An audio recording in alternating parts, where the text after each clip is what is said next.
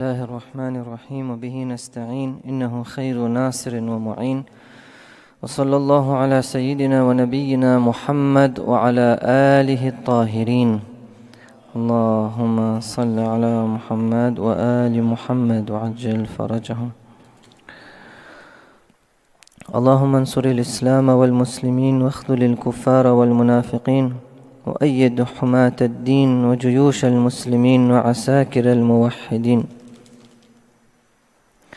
الحمد لله الذي جعلنا من المتمسكين بولاية علي بن أبي طالب أمير المؤمنين اللهم صل على محمد وعلى محمد السلام على المهدي وعلى آبائه الطاهرين السلام عليكم جميعا ورحمة الله وبركاته.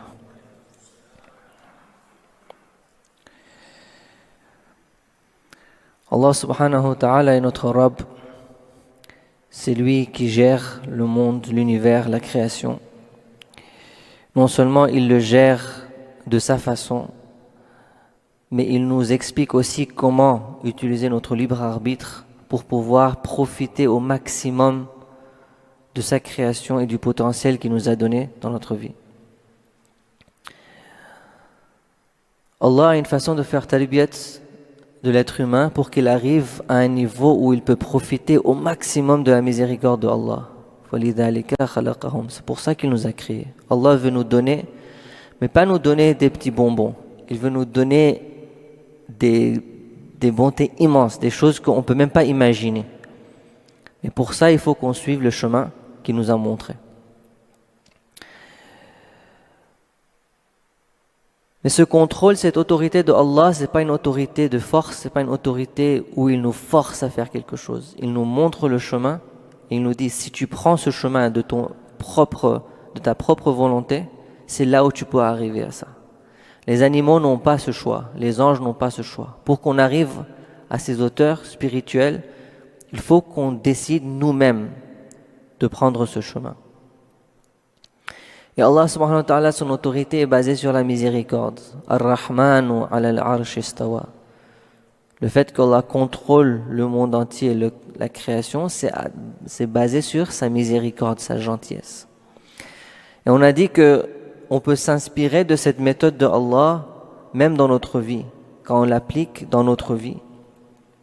C'est une méthode que Allah utilise, que le prophète utilise, que les Ahlul Bayt utilisaient pour faire tarbiyat de leurs compagnons, des gens autour d'eux. Et c'est une méthode que nous devrions appliquer dans notre vie quand il s'agit de tarbiyat qu'on fait des gens autour de nous et même dans nos relations sociales. On a dit que le principe, par défaut, on doit interagir avec miséricorde et gentillesse avec les gens. On a beaucoup parlé de ça et on a parlé des effets positifs. Je veux montrer un peu l'autre côté déjà, très rapidement. Qu'est-ce qui se passe si on utilise la méthode qu'on utilise normalement d'habitude, qui est une méthode très rigide, beaucoup de rigueur, beaucoup de force, parfois même de violence. Cette méthode où on veut imposer les choses, on veut que tout se passe exactement comme je l'ai dit tout de suite. Et si ça ne se passe pas, je vais l'enforcer. Donc déjà, ça crée un changement complètement apparent. Ça n'amène pas de changement de dedans. Quand on force quelque chose, ça amène un changement apparent. Ça va amener un changement dans les actions, mais pas dans le cœur, pas dans les intentions, pas dans la croyance. On ne peut pas forcer quelqu'un à croire. C'est pour ça que la ikraha fid din, il n'y a pas de force dans la religion.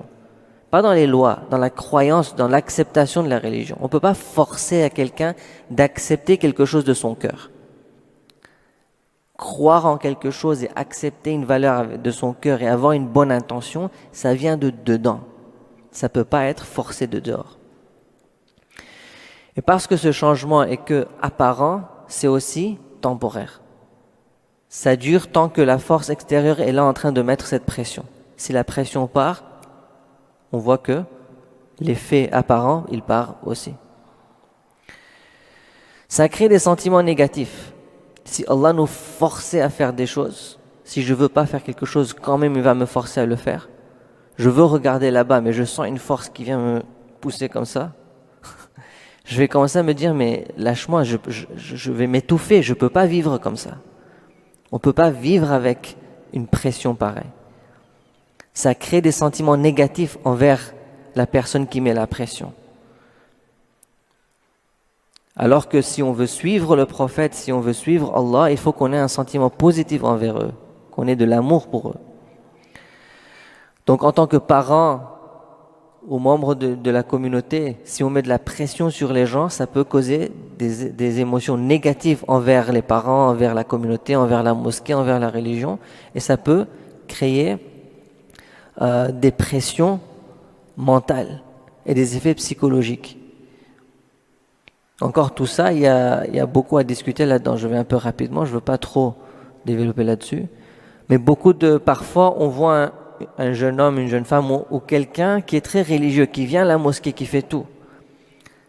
Mais si vous allez analyser sa vie personnelle, privée à la maison, vous allez voir que cette personne-là, elle est en dépression. Son iman en Allah est très faible. Il fait tous les zahir, il vient à la mosquée. Mais il n'arrive pas à contrôler ses désirs, il n'arrive pas à contrôler sa colère. Il fait des péchés en secret, par exemple, c'est pour ça souvent on fait des péchés dans la famille. On ne fait pas zulm, vous n'allez pas faire zulm sur l'enfant de quelqu'un d'autre. Mais nos propres enfants, on fait souvent zulm sur eux. Pourquoi? Parce qu'il n'y a personne pour nous voir. Notre réalité se montre souvent dans la famille. C'est très intéressant. Vous savez, la condition pour un imam jama'at, c'est qu'il doit être adil, qu'il doit être juste. Juste dans le sens que c'est quelqu'un qui ne fait pas des péchés devant les gens. C'est quelqu'un qui n'est pas ahl kabaïr, il ne fait pas des grands péchés en société. Les gens ne le connaissent pas comme quelqu'un qui fait des péchés. Il y a un prof qui nous disait que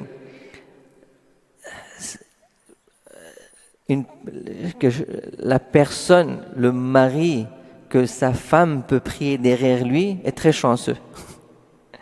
Parce que la femme connaît tous les défauts du mari. Elle le voit commettre ses péchés. Si elle dit que je peux prier derrière toi, ça veut dire que vraiment tu es une bonne personne. Parce que beaucoup de nos péchés se font dans le milieu de la famille.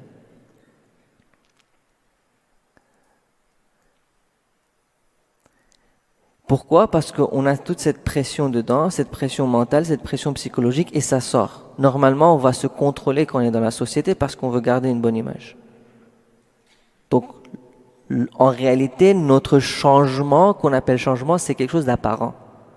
C'est une image qu'on crée. En réalité, qu'est-ce que je suis? Je suis une personne qui est pleine de colère. Je ne contrôle pas mes désirs, je ne contrôle pas mes yeux, je ne contrôle pas ma bouche, je dis n'importe quoi, je fais zulm quand j'ai l'opportunité. Donc je suis considéré comme religieux dans la société, mais en réalité, ma religion est très très faible.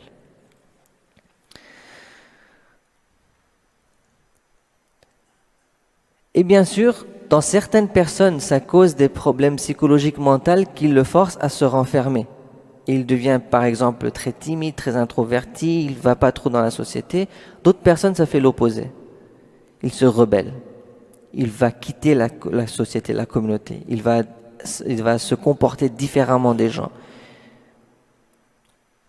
Donc ces pressions qui viennent sur les gens s'expriment différemment. Certaines personnes prennent la pression et le gardent dedans et ils souffrent de dedans. Certaines personnes, pour ne pas souffrir de dedans, ils explosent et ils rebellent. Souvent, les rebelles, on dit que lui, il n'est pas religieux, parce que lui, il a exprimé cette souffrance, il l'a dégagée de lui-même parce qu'il n'arrive pas à tenir. Mais l'autre personne qui souffre de dedans, qui a la capacité de ne pas montrer aux autres, on va dire Dieu qui est au Maroj. Pourquoi? Parce qu'on ne voit pas cette souffrance. Tout ce qu'on voit, c'est qu'il vient à la mosquée, il est toujours là pour namaz. Donc, c'est un grand mu'min. Alors qu'en réalité, elle est en train de souffrir à cause de cette pression. Donc il y a beaucoup de mauvais effets dans cette méthode de tarbiyah où on force les choses, que ce soit dans la famille, que ce soit dans la communauté. Mais bien sûr, on se pose la question, mais est-ce que vraiment on doit laisser faire tout le monde comme ils veulent? On les lâche, c'est fini. Il veut frapper l'autre, il veut faire ça, et il veut brûler la mosquée, on les laisse, c'est bon. Bien sûr, la réponse c'est non, on le sait tous. La question, elle vient, comment on équilibre les deux? Comment on fait pour qu'on ne dépasse pas les limites. Alors j'ai amené trois situations très importantes où on peut utiliser la force, où on peut utiliser un peu de rigidité. Et il y a des raisons pour ça. Normalement, c'est le rahma, c'est la gentillesse, c'est le lutf, c'est le ra'af. Mais il y a des moments où on doit être un peu sévère. Quels sont ces moments? Premièrement, c'est quand l'impact négatif est très sérieux, il faut voir un changement immédiat. Le changement immédiat ici est important. Par exemple, si quelqu'un se met en danger ou met les autres en danger. Si quelqu'un vient tout de suite avec, je sais pas moi, une arme dangereuse, on va pas dire non, c'est pas grave, on lui donne un peu de temps, il va blesser 2-3 personnes, mais c'est bien pour lui. Non. C'est un danger ça. C'est un danger pour lui-même, c'est un danger pour les autres. Ici, on doit venir et mettre fin à ça. Là où le fonctionnement de la famille et de la société est affecté. Parce que beaucoup de questions que vous avez posées même hier, ça revenait toujours à ça. Comment on fait si ça va affecter notre société? Alhamdoulilah, le genou va mieux. Comment on fait pour, quand ça affecte la société, ça affecte la famille? Mon fils, par exemple, il veut pas sortir de la maison. On a décidé qu'on va sortir à 16h, on doit arriver au Dars. Mais lui, il veut pas sortir, il veut pas se préparer. Attends, comment je fais? Ça, c'est un exemple. Certains exemples s'agissent d'une chose dangereuse, certains exemples s'agissent du fait qu'on n'arrive pas à faire avancer la famille, à faire avancer la société. Dans des cas pareils, il faut mettre certaines lois. Il faut mettre certaines lois, certaines règles qu'on impose. Les lois et les règles, c'est fait pour imposer. C'est ça la différence entre une loi et, disons, un conseil akhlaqi. Les conseils akhlaqi, c'est fait pour que toi-même tu décides de le faire, ça va t'aider. Une loi, c'est pour imposer. Les lois sociales, je veux dire. Et c'est pour ça que l'islam a des lois sociales. Elle a des lois judiciaires. Et ça fait partie du plan tashri'i de Allah. Allah nous a pas envoyé un guide seulement pour ma vie personnelle. Il a envoyé un guide pour que la société ensemble puisse progresser et s'améliorer, se développer.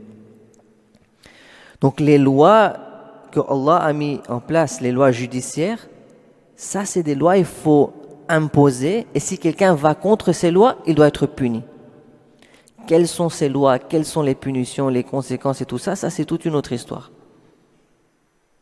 Mais ça veut dire que même nous, dans notre famille, dans notre communauté, on peut mettre des lois pareilles. La question c'est quelles devraient être ces lois? C'est où la limite où on ne commence pas à forcer des choses qu'on n'est pas supposé forcer? J'ai donné l'exemple l'autre jour, qu'on crée des cultures. On veut que par exemple les gens font doha, donc on crée une culture de doha. Mais on ne peut pas forcer une personne à rester pour doha. Ça va contre la nature du doha. Le doha, ça veut dire quoi? Je veux demander à Allah de mon cœur. Je ne peux pas forcer une personne à demander de son cœur. Je peux la forcer, assis-toi ici, regarde le diapo et lis. Je peux forcer ça, mais je ne peux pas forcer le doha. Oui. Donc quand il s'agit de choses pareilles qui doivent venir du cœur, quand il s'agit du tarbiya, on ne met pas des lois. On met des conseils, on crée une culture, on encourage, on donne on motive, on fait tout ça. Mais on ne peut pas forcer. Là où on force, c'est quand vraiment le côté apparent de la société a besoin d'être géré. C'est là où on peut mettre de la force.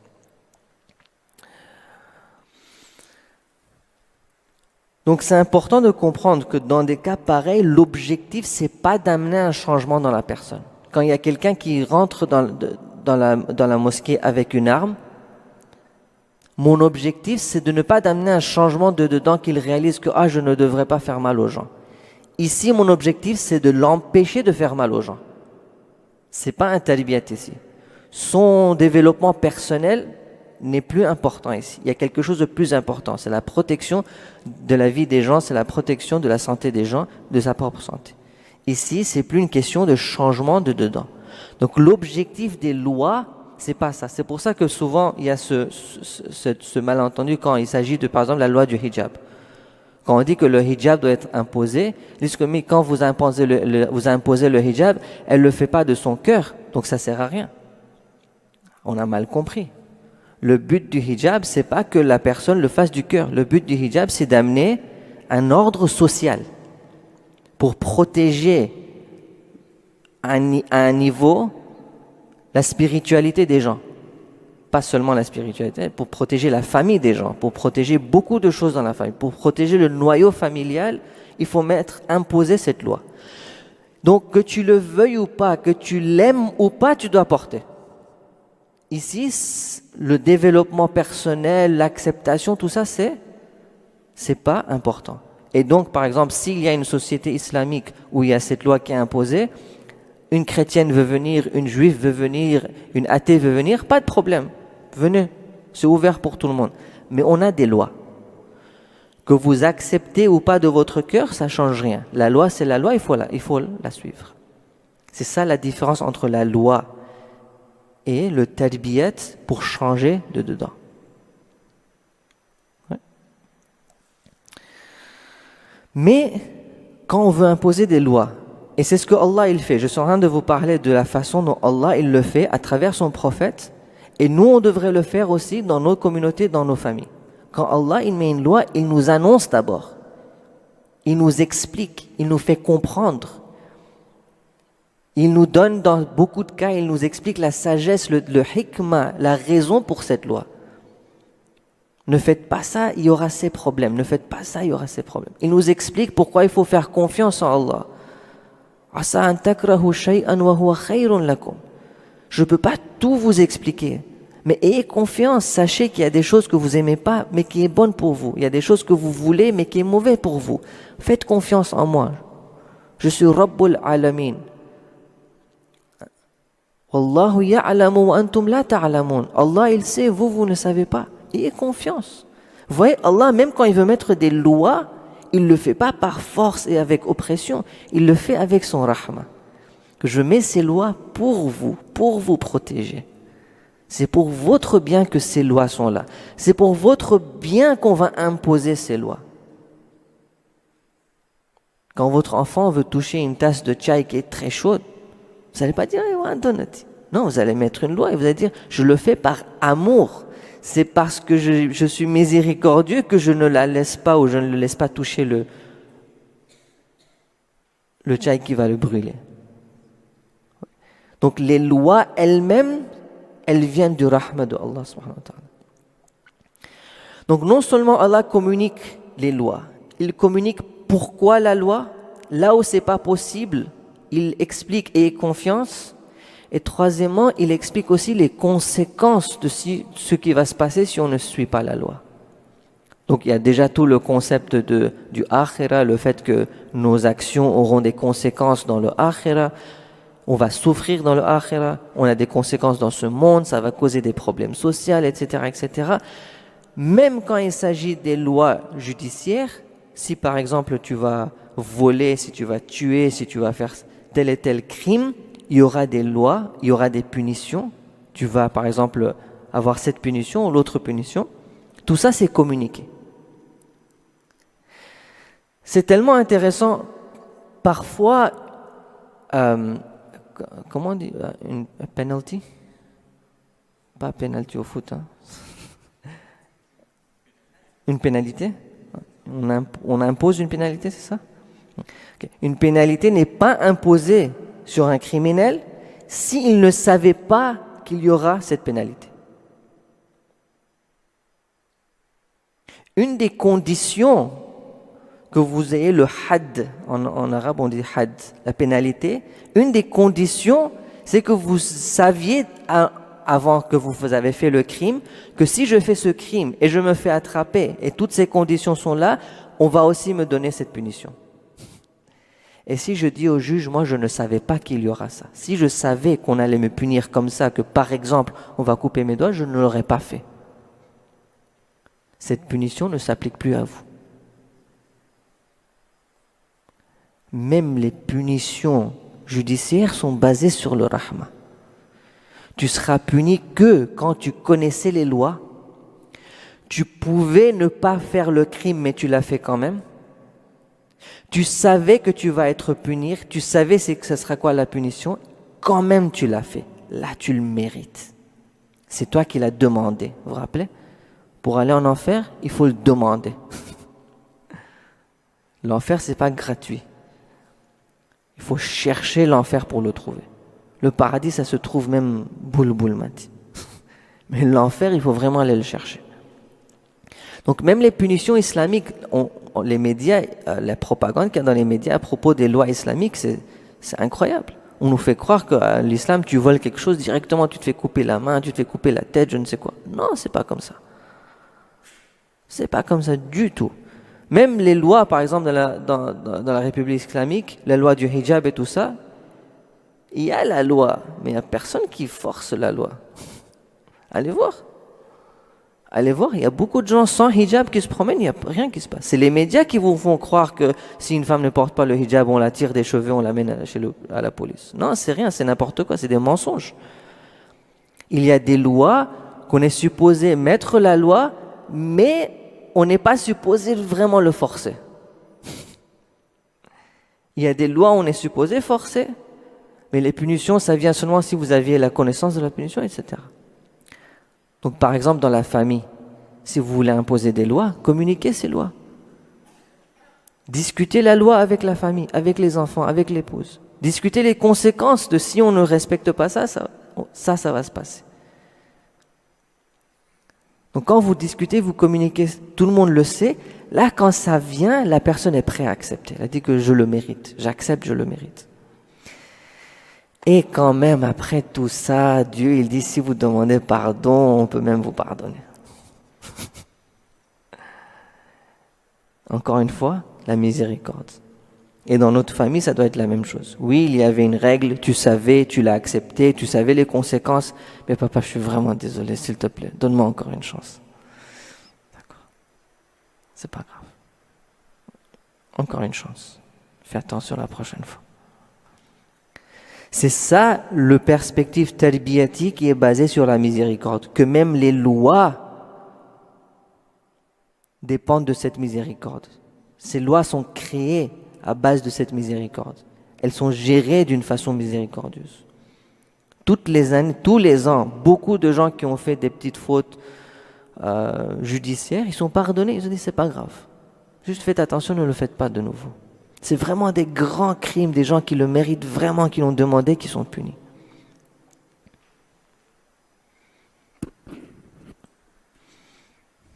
Je vous donne un autre exemple, juste pour vous montrer comment les propagandes ont vraiment changé notre perception de ces lois. Normalement, le zina, c'est un grand péché. Et il y a une punition très sévère pour le zina. Donc on se dit que s'il y a une société islamique, tous ces gens-là, ils seront en prison, on va les tuer parce qu'ils font zina. Vous savez, une des conditions du zina, c'est que pour que le zina, vous soyez puni pour le zina, c'est qu'une personne fasse zina devant l'action du zina. Je ne donne pas plus de détails. Vous avez compris. L'action du zina se fasse devant 4 personnes adil. Adil. Une personne adil, c'est quelqu'un qui ne commet pas le péché. Ça veut dire quoi? C'est-à-dire que normalement, une personne adil, s'il voit qu'il y a zina, il ne va pas regarder. Comment vous faites zina d'une façon que même un adil ne peut pas arrêter de regarder, ne peut pas s'échapper de la situation?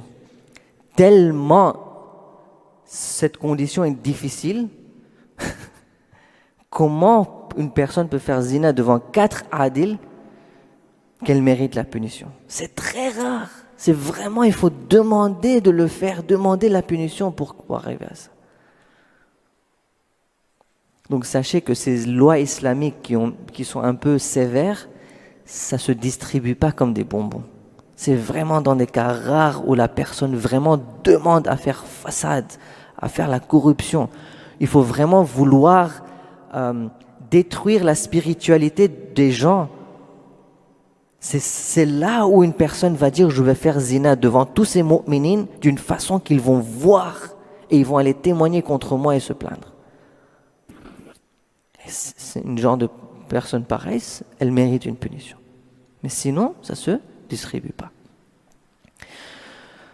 La deuxième raison ou la deuxième situation où on doit utiliser un peu de force, c'est pour apporter un petit choc. Petit choc.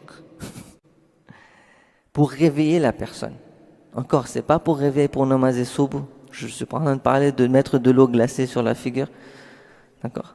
C'est pour réveiller la personne qui est en rafla, qui est rafil.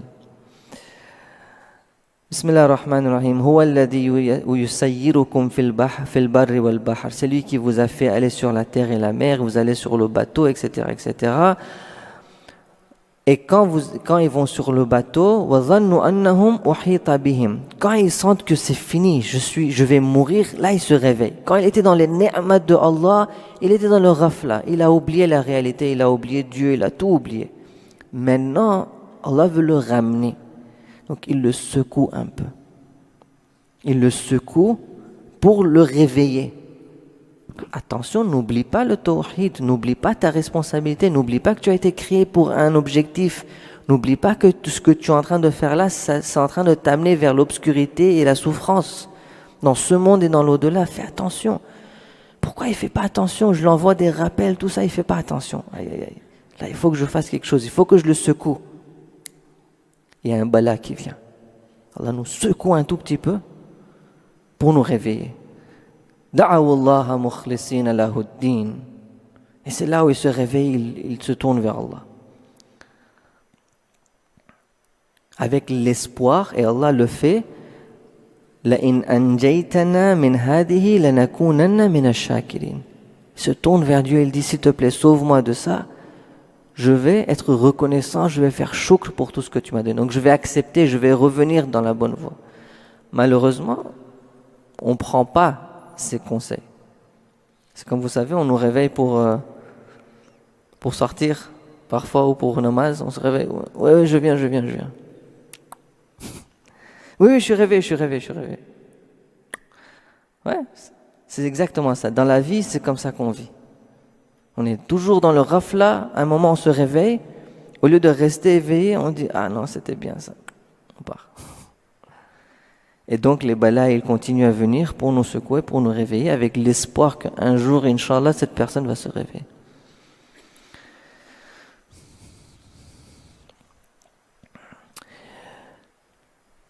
Normalement, un mu'min, c'est quelqu'un qui est rempli de l'amour de Allah. وَالَّذِينَ آمَنُوا أَشَدُّ حُبًّا لِلَّهِ. Ça, c'est ce qu'un mu'min est supposé être. Il a compris Allah, il a le ma'rifat de Allah. Il sait, il connaît son objectif. Il est rempli de l'amour pour Allah. Mais parce qu'on vit dans ce monde, زُيِّنَ لِلنَّاسِ حُبُّ الشَّهَوَاتِ مِنَ النِّسَاءِ وَالْبَنِينَ وَالْقَنَاطِرَ وَالْمُنْقَطِرَةِ مِنَ الذَّهَبِ وَالْفِضَّةِ وَالْخَيْلِ الْمُسَوَّمَةِ et tout ça. C'est toute une liste. Le monde, c'est plein de zinat, de beauté. L'être humain, dans son fitra, va vers quoi? Vers la beauté. Vers ce qui est beau, ce qui lui plaît. Donc, le but, c'est qu'un mu'min aime Allah, qu'il soit attiré par Allah, qui est la beauté ultime, infinie, mais au lieu de voir la beauté dans Allah, on est bloqué à voir les beautés très limitées de ce monde.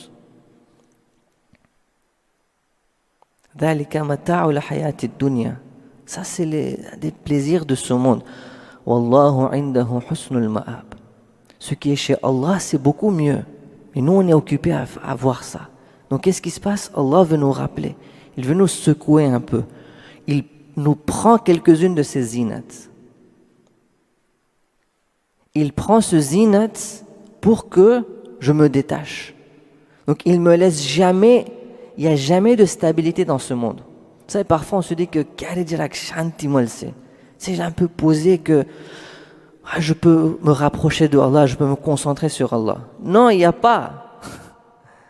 Dès que je me pose un peu, ça veut dire que je m'attache à ce qui est autour de moi. On va continuer à me donner, reprendre, donner, reprendre, donner, reprendre.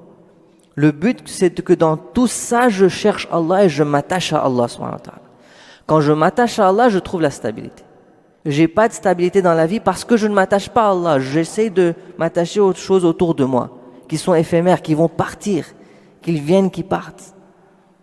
Et c'est pour ça que je trouve pas de tranquillité dans la vie. Alors que si je m'attache à Allah qui est thabit, qui est ferme, je vais trouver cette tranquillité. Finalement, je vais être posé dans la vie. Tout autour de moi, les choses vont changer, il y aura des difficultés qui vont venir et tout ça. Mais moi, je ne vais pas bouger. Dedans, je suis fixe, ferme. Ma ra'aytu illa jamila. Je n'ai vu que beauté. Ya Zainab, tu as vu ton frère être tué devant tes yeux. Rabbana taqabbal minna hadha al-qurban. Mais comment ça vient d'où cette force intérieure? Moi, je me suis attaché à Allah. Je ne me suis pas attaché à mon frère pour que le jour où il part, ma vie est détruite. Je ne me suis pas attaché à mon argent, que le jour où l'argent est part, je suis fini. Je ne suis pas attaché à cette fille, que le jour où elle me quitte, c'est fini. Je suis attaché à Allah. Sa religion, c'est mon critère. C'est lui que j'aime, c'est lui que je cherche. Tout autour de moi, les choses vont changer, mais Allah ne va jamais changer. Donc mon état intérieur ne va jamais s'écrouler, ça va continuer à monter. Toutes les difficultés vont devenir comme un escalier où je monte vers Allah subhanahu wa ta'ala. Donc quand on veut imposer la discipline à la maison ou dans la société, cette discipline, ça ne doit pas être quelque chose qui nous brise. Le but des balas dans la vie, c'est pas de nous faire échouer. Allah ne veut pas nous dire que j'en ai marre de toi, vas-y. Non, c'est le contraire. Allah nous donne les difficultés. Pourquoi? Pour nous réveiller, pour nous rappeler, pour nous aider à reconstruire. Donc quand nous, on impose des punitions, que ce soit sur nos enfants, que ce soit sur notre mari ou notre femme, que ce soit sur nos élèves à l'école ou au madrasa, que ce soit au niveau de communauté envers les membres de la communauté, les punitions, la discipline doivent aider à améliorer la personne, pas à la détruire. Alors que ce que nous on fait, c'est exactement l'opposé. Maintenant que tu m'as fait du mal, je vais faire quelque chose, tu vas tomber sur tes genoux, tu vas voir, je vais te faire regretter et tu ne pourras plus te lever. On est rempli de haine. Il est où le rahma que Allah veut qu'on ait? On est rempli de haine, on veut du mal pour les autres. S'il m'a fait du mal, je ne vais pas seulement le faire du mal, je vais le faire du mal qu'il ne va jamais oublier. Je vais le casser, le détruire. Je vais le briser en deux. Allah ne nous brise jamais. Allah nous aide à remonter. Donc si on veut mettre une punition, si on veut mettre une conséquence, ça doit déjà être dans la capacité de la personne. La capacité d'un enfant de 3 ans et la capacité d'un enfant de 12 ans et la capacité d'un jeune de, par exemple, 20 ans, c'est différent. Un enfant de 3 ans qui a fait une bêtise, elle n'a pas la capacité d'aller dans la chambre pour 1 heure et dire « va dans ta chambre, ne sors pas pendant 30 minutes, 1 heure ». Un enfant de 3 ans n'a pas cette capacité. C'est en train de détruire sa psychologie. C'est en train de détruire son mental. Un enfant de 3 ans, ça n'a pas la capacité de prendre cette pression mentale et cette force. Un enfant de 6 ans, 7 ans, quand même, il peut comprendre que tu vas dans ta chambre pour 10 minutes, calme-toi un peu, tu reviens quand tu es calme.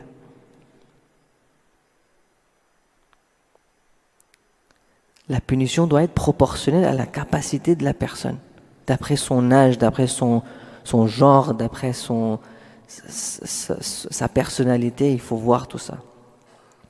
La punition doit être telle que la personne comprend pourquoi elle est punie et comment est-ce que ça va l'aider à changer.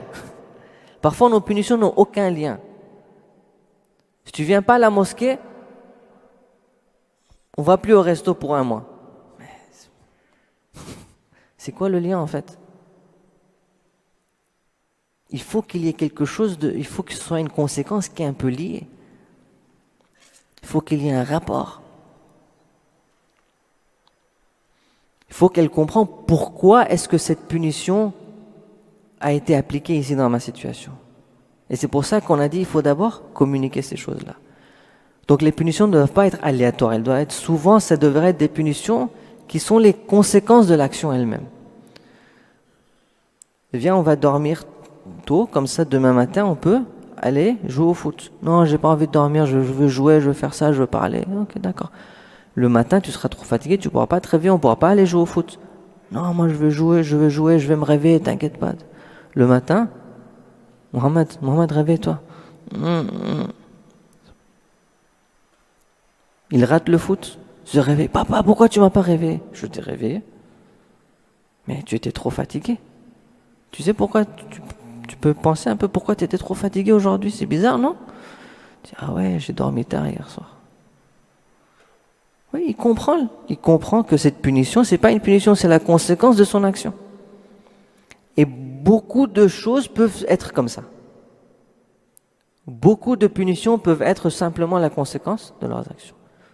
Il y a des moments où il faut ajouter une conséquence, une punition. Mais il y a beaucoup de fois où la conséquence elle-même, c'est une punition et ça suffit. La personne a compris, il ne faut pas aller plus loin.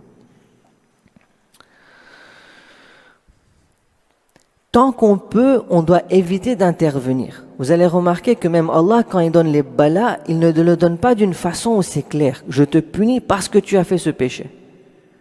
Parfois, on se dit, mais qu'est-ce que j'ai fait? Que j'ai eu ce bala. C'est pas direct, c'est souvent indirect. Allah lui-même le fait d'une façon indirecte. Quand nous, on veut, quand il y a une situation qui a besoin d'intervention, parfois il n'a pas besoin d'une intervention directe, parfois c'est une intervention indirecte. Il n'y a pas toujours besoin de pointer et de dire ne fais pas ça, fais comme ça, tu vas être puni. De façon indirecte, on peut intervenir. Là, juste entre parenthèses, parce qu'on parle souvent des disputes entre frères et sœurs, il faut les laisser. C'est pas grave. Ça développe l'amour. Quand ils se tapent un peu, ils se tirent les cheveux, se crient dessus, c'est bien pour eux. Il y a beaucoup de qualités qu'ils vont développer. Ils vont apprendre à résoudre des problèmes, ils vont apprendre à gérer leurs émotions. C'est vrai, ils vont se taper un peu, ils vont se faire mal. Tant que c'est pas dangereux et les conséquences sont pas sérieuses, bien sûr, s'il vient avec un marteau, vous l'arrêtez directement. Et vous le prenez chez le cheikh pour le parler un peu, pourquoi il a un marteau dans la main. Mais si c'est des disputes normales de frères et sœurs où ils se tapent un peu, il va donner un coup de poing, il va donner un coup de pied, des trucs pareils, normalement, il faut les laisser. Il ne faut pas intervenir. Quand est-ce qu'ils vont apprendre à gérer leurs émotions? Quand est-ce qu'ils vont apprendre à contrôler leur colère? Quand est-ce qu'ils vont apprendre à ne pas frapper? C'est dans ces situations-là. C'est pour ça que les frères et sœurs, c'est bien d'avoir des frères et sœurs. Ça nous aide dans notre tarbiya. Il faut faire attention à tout ça. Il ne faut pas toujours intervenir. Et la troisième situation où on doit utiliser la force et la loi et un peu être sévère, c'est contre l'ennemi. Ici, encore une fois, ce n'est pas une question de tarbiyat. Même si, dans le grand plan de Allah, ça fait partie de leur tarbiyat. Mais là, immédiatement, avec l'ennemi, ce n'est pas une question de tarbiyat. C'est une question d'amener un peu d'ordre. L'ennemi veut du mal pour vous. Il veut vous tuer, il veut vous dominer. Il veut imposer ses propres idées sur vous. Là, vous devez être un peu strict. Non, on ne va pas vous permettre. Soyez prêts que l'ennemi ne devrait pas vous dominer. Vous devez toujours être prêt. Mais encore, cet ennemi, c'est après itmam al-hujja. Itmam al-hujja, ça veut dire que vous avez tout fait pour qu'il n'y ait pas une guerre, pour qu'il n'y ait pas une dispute physique, pour qu'il n'y ait pas la force entre les deux. Vous allez voir, le prophète du début n'est pas allé en guerre avec les mouchriquins. Il essayait vraiment qu'il y ait des négociations, qu'on se calme. Vous voulez pas accepter ma religion, c'est pas grave. Ne m'attaquez pas. Laissez-moi faire ce que je veux. Le traité de Hudaybiyah, même vous savez, c'est très intéressant. La guerre de Siffin a duré combien de mois, vous savez? Je pense que le début ou la fin de la guerre de Siffin, c'est le mois de Ramadan. Vous savez, ça a duré combien de temps? 14 mois. Et pendant ces 14 mois, ils ne se sont pas battus beaucoup. La bataille, c'était plus vers la fin. Pourquoi? Parce qu'ils essayaient le plus qu'ils peuvent. Il y avait des communications, des lettres entre Muawiyah et Imam Ali. Chalo me guerre nakare. on fait comme ça, on fait comme ceci, on fait comme cela. Essayons de ne pas se battre, de ne pas perdre la vie des gens. L'islam ne veut pas ça. La force, c'est pas notre position de primaire pour faire ces choses-là. Nous, on veut d'abord tout réduire avec la paix, avec la justice, avec la miséricorde. Tout résoudre, pardon. On veut tout résoudre avec la miséricorde. C'est quand vraiment on est forcé, on a fait itmam al-hujjat, on a averti, on a fait attention. Parfois on fait même ça, attention. Si tu fais pas, je vais te frapper là-bas. L'islam est très gentil. Hein. On dit même à l'ennemi où est-ce qu'on va le frapper. Et on ne va jamais frapper les civils, on ne va jamais frapper les infrastructures. Tout ça, on fait attention. Les lois, même contre l'ennemi, sont basées sur le rahma. On ne va pas faire mal aux enfants, aux femmes, aux vieux. Si un ennemi veut s'enfuir, on le laisse s'enfuir. Si on le prend comme prisonnier, on doit bien le traiter. Vous savez, c'est casse-tête, hein, les prisonniers. Parce qu'on n'a pas le droit de les tuer, on n'a pas le droit de les maltraiter. On doit leur donner de notre nourriture, on doit prendre soin d'eux. Aïe, aïe, aïe. C'est ça l'islam. Même pour vos prisonniers, vous devrez un peu souffrir. Alors que si nous, on est prisonniers de nos ennemis, ya Allah, ça devient bala. Combien de prisonniers sont devenus musulmans à cause de ça? Ils ont vu que, ya Allah, on est traité comme ça, alors qu'on est prisonnier. On est mieux traité peut-être en tant que prisonnier que quand on était chez nous, par notre propre... On donne à l'ennemi l'opportunité de changer. Je ne veux pas t'attaquer, donc si tu veux changer, si tu changes de décision, vas-y. Imam Ali, quand il était face à c'était qui? C'était ou bien Omar ibn Abd Wud à Khandaq, ou bien c'était à Khaybar, contre Marhab. Il a dit, je te donne le choix, ou bien tu te soumets, tu nous laisses, ou bien on se bat. Mais je te donne le choix, je te donne l'opportunité. Ça ne doit pas finir comme ça. Mais bon, il insiste et il se fait tuer.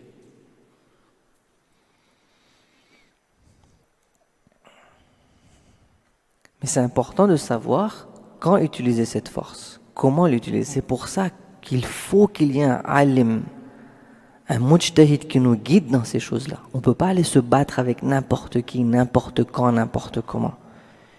Il faut qu'il y ait la guidance islamique qui nous montre comment faire. C'est pour ça que, par exemple, je ne peux pas juste aller, je vois, par exemple, quelqu'un d'un pays ennemi, je vais le tuer directement dans la rue. Non, ça ne se fait pas. Je n'ai pas le droit de faire ça.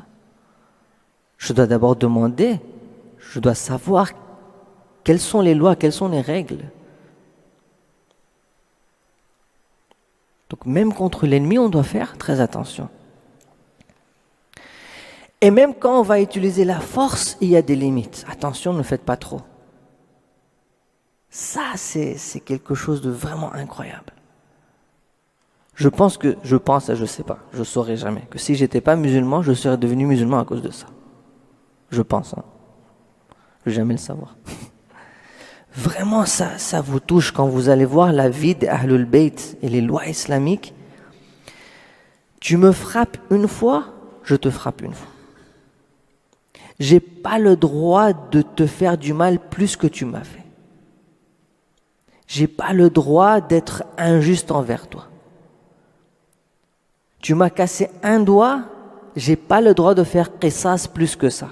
Je peux pas dire, tu m'as cassé un doigt, je vais te péter la... Non, on n'a pas le droit de faire ça. Tu m'as cassé un doigt, je te casse un doigt. Alors que nous, si on a une... Bon, les filles, je sais pas si vous voyez ça entre les garçons, ça frappe. Et ils se battent, les garçons. Mais comment? Si tu m'as frappé, tu m'as fait mal, mais je vais te détruire, c'est fini. Tu vas plus marcher. Mais là, je t'ai fait mal, oui, mais peu de proportion là.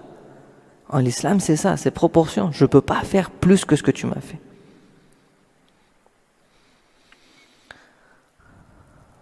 Muhammadun Rasulullah. Vous allez voir, Allahumma salli ala Muhammad wa ala. Vous allez voir tout ça résumé dans la vie de Rasulullah et de ses compagnons, de ses croyants. Muhammadun Rasulullah walladina ma'ahu ashidda'u 'ala al-kuffar ruhama baynahum. Contre les ennemis. Kuffar ici, c'est pas quelqu'un qui croit pas, c'est quelqu'un qui est ennemi. Ils sont sévères contre les ennemis, ils sont rahim entre eux. Ils sont miséricordieux entre eux. Oui, il a une mauvaise habitude, il a une mauvaise personnalité, mais c'est pas un ennemi. C'est toujours un Shia de Ali ibn Abi Talib. J'ai une responsabilité envers lui. Je peux pas le traiter comme ça. Oui, j'aime pas. Oui, c'est un menteur. Oui, il est comme ça, il est comme ça. Mais c'est pas un ennemi. C'est toujours partie de la famille. Je dois traiter correctement. وَالَّذِينَ مَعَهُ أَشِدَّاءُ عَلَى الْكُفَّارِ رُحَمَا بَيْنَهُمْ تَرَاهُمْ رُكَّعًا سُجَّدًا. Ces mu'minines, ce sont des gens qui sont soumis à Allah. C'est pour ça qu'ils peuvent être comme ça. Rukka'an sujdan, ça veut dire pas que les mu'minines sont toujours comme ça. C'est pas le sajda et le ruku apparent. Il y a ça. Les mu'minines prolongent leur ruku et leur sujud. Ils font beaucoup d'ibadat. Ça veut dire que leur soumission à Allah, leur humilité, c'est ça qui les permet de ne pas transgresser, de ne pas faire de l'injustice. Même si on a fait de l'injustice contre eux, ils connaissent leurs limites. Ils font attention à ce que Allah veut d'eux. Ils font pas plus que ça. Ils sont soumis à Allah. Rukka'an sujjadan yabtaghuna fadlan min Allah wa ridwana. Ce que eux ils cherchent, c'est pas la vengeance, c'est pas le plaisir de ce monde. Ils cherchent ce que Allah veut, ce qui plaît à Allah. Si Allah ne veut pas que je fasse du mal à cette personne, même si elle a fait du mal à moi, si Allah veut que je pardonne, je vais pardonner.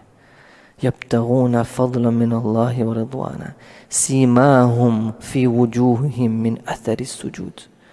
Vous allez voir cette trace de cette humilité, de ce sujoud dans leur figure. Ça ne veut pas dire qu'ils ont forcément une grosse marque ici. C'est pas ça forcément. Il y a des gens qui sont mu'min, ils n'ont pas de marque. On fait quoi? On va se brûler ici? Il y a des gens qui ont une grande marque, mais ils ne sont pas mu'min. C'est pas ça. Simahum fi athari sujud, c'est leur existence, elle est humble, elle est soumise à Allah subhanahu wa ta'ala. Ça, c'est la description. Ça, c'est un verset qu'on doit écrire en or et l'attacher quelque part et le voir tous les jours et dire, moi, je veux être ça. Notre attitude envers chacun d'entre nous doit être cette attitude du prophète. On suit le prophète, on suit Amirul Mu'minin. Les prophètes, les imams, on les a fait tellement de mal, tellement on les a opprimés. Plus que la violence contre les imams, la chose qui les a fait mal le plus, c'était pas ça. C'était qu'on n'a pas accepté leur message. C'était qu'ils nous ont dit, viens, je veux t'aider, je veux te guider, mais on a dit, non, je veux pas. Et ça leur faisait mal de dedans. La'allaka bakhi'un nafsaka. Tu es en train de te consumer de chagrin de dedans, parce qu'ils ne croient pas. C'est ça qui a fait mal au prophète, c'est ça qui a fait mal à Amir al-Mu'minin. J'ai donné toute ma vie, j'ai donné Fatima Zahra pour vous. J'ai donné tout ce que j'avais. Pourquoi vous acceptez pas? Pourquoi vous écoutez pas? Nous, en tant que le Shia de Ali, on doit être comme ça. Si quelqu'un fait du mal, si quelqu'un fait des gunas, au lieu de juger et dire que ça devrait être l'opposé. Mon chagrin, comment est-ce que je peux l'aider? Peut-être qu'il a un problème, peut-être qu'il a des difficultés. Inch'Allah, il va changer. Je vais prier pour lui. La personne qui est venue insulter Malik al-Ashtar, il l'a insulté, il a, je sais pas, jeté quelque chose. Malik al-Ashtar, il marche, il continue, et il y a l'ami du gars qui lui dit, mais tu n'as pas honte, tu sais pas à qui tu as insulté? C'était Malik al-Ashtar, le commandant de l'armée de Amir al-Mu'minin. Malik. Le gars, il a dit, Ya Khuda, mes gars, fini, je suis mort. Le commandant de l'armée, je suis fini. Il le suit, il va le chercher pour lui demander pardon, il voit Malik, il est à la mosquée. Il est en train de prier. Il attend, Malik finit le namaz, il dit Malik, pardonne-moi, je ne savais pas qui tu es. Malik lui dit, t'inquiète pas, je suis venu ici pour demander pardon pour toi. C'est ça un mu'min. Qu'on ait de l'amour pour chacun, qu'on ait du respect pour chacun, qu'on ait de la gentillesse pour chacun, qu'on ait du chagrin pour chacun. Si par exemple un élève dans votre classe fait beaucoup de bruit, il n'écoute pas, il rebelle, n'allez pas dire « Ah, ce garçon-là, pourquoi il dérange? Pourquoi il est comme ça ?» Allez réfléchir, peut-être qu'il y a quelque chose qui se passe dans sa vie. Il est en train de demander de l'aide avec son existence. Il ne sait pas le dire, il ne sait pas dire que, à son prof que je souffre à la maison. Venez m'aider, quelqu'un m'aide. Je souffre à l'école, on me dérange, on se moque de moi, il n'y a personne pour moi, j'ai besoin d'un ami, j'ai besoin d'amour, venez m'aider. Nous, au lieu de l'aider, on le juge et on le rabaisse. فلعلك باخع نفسك على آثارهم إن لم يؤمنوا بهذا الحديث أسفا. Ça devrait être notre slogan de comment on se comporte entre tout le monde. وصلى الله على سيدنا محمد وعلى آله الطاهرين.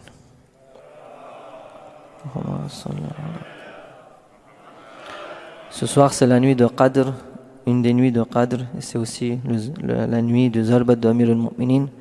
Quand nos cœurs deviennent un peu mous avec le azad de Amir al-Mu'minin, quand nos yeux commencent à pleurer, pensez à chacun, faites dua, demandez à Allah de nous guider, soi-même, notre famille, notre communauté, les mu'minin, demandez à Allah d'améliorer la situation, d'aider les mu'minin à vaincre les zalimines. Et Inch'Allah, on prie pour chacun que Allah accepte tous nos amal et tous nos doigts, Inch'Allah.